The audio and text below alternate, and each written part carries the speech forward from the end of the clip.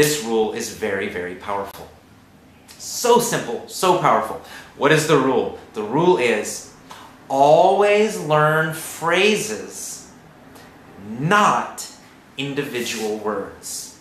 Much better if you learn a phrase, a group of words.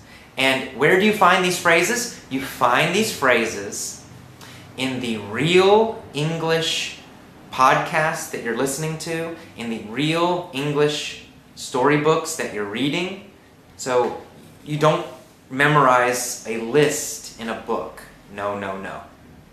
You listen to real English, and when you hear a new word, you write it down. Or when you're reading a storybook and you see a new word, you write it down. But do not just write down that word. You want to write down the whole phrase or sentence that it's in. All of it.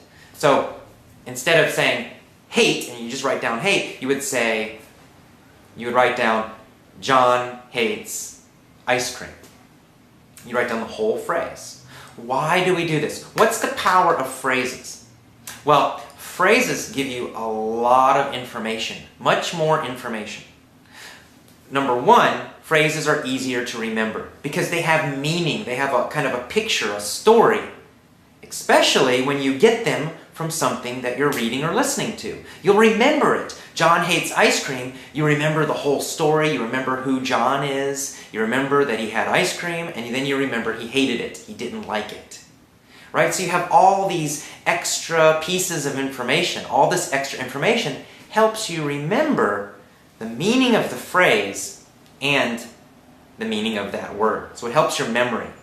Much easier to remember.